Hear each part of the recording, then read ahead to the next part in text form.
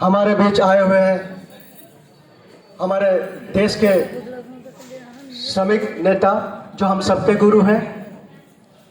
हमारे सामने बैठे हुए हमारे बहनें हर राज्य से आए हुए हैं, सभापति, उपसभापति, संपादक और उपसंपादक। इस रैली का प्लस इस मकसद को कामयाब करने में जिन लोगों की सबसे बड़ी योगदान है वो हमारे महिलाएं, हमारी बहनें।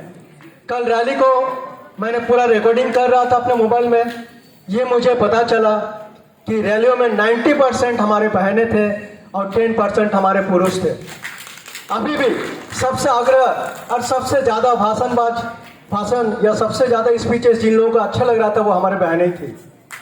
अभी आते हैं हम एक कोलियरी मजदूर हैं, कोलियरी संगठन को चलाते हैं हमारे अपने यूनिट में, वसुंधरा में।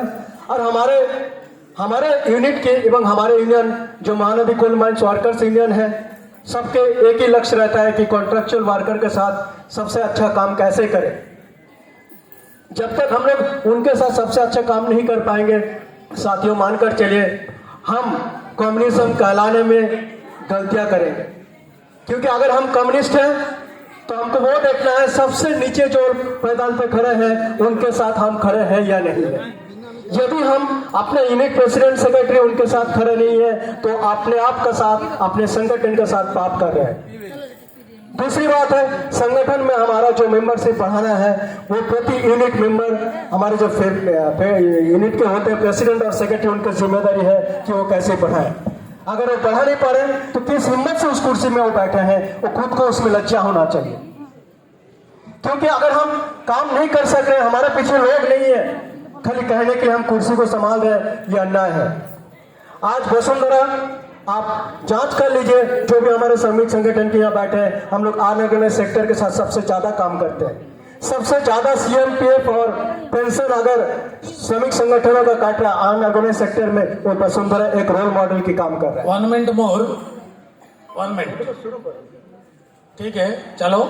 तो जो भी हो, समय यहाँ पर बहुत सीमित है, ज्यादा कुछ बोला नहीं जा सकता है। तो हमारे सबके उद्देश्य ये होना चाहिए, जो लोग विशेष करके हम लोग संगठित संगठन में काम कर रहे हैं, जो लोग हम लोग सुरक्षित है, हमारे वेलफेयर, हमारे सोशल सिक्योरिटी जो लोग सुरक्षित है, वो ध्यान दें कृपा कि हमारे जो अनऑर्गेनाइज्ड सेक्टर में काम कर रहे हैं, जैसे आशा कर्मी हुए हैं, जैसे पाची का मिड डे मील या जो भी केंदुपत्र वाले हो, निखिल ओडिशा हो, इनके साथ हम कैसे सहयोग कर सकते हैं।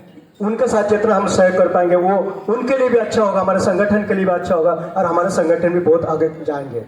अभी हमारे एक संगठन आंदोलन में भिड़े हुए हैं जामकानी में, वहाँ पर भूषण जबरदस्ती जमीन को ऑक्युपाई करके श्रमिकों का या उनके घरों को उजाड़ने में लगे हुए हैं। वहाँ हमारे कॉमरेड राजेंद्र नायक भिड़े हुए हैं, उनका नेतृत्व में जामकानी में आंदोलन चल रहा है, जिनके कारण राजेंद्र नायक यहाँ पर आ नहीं पाए।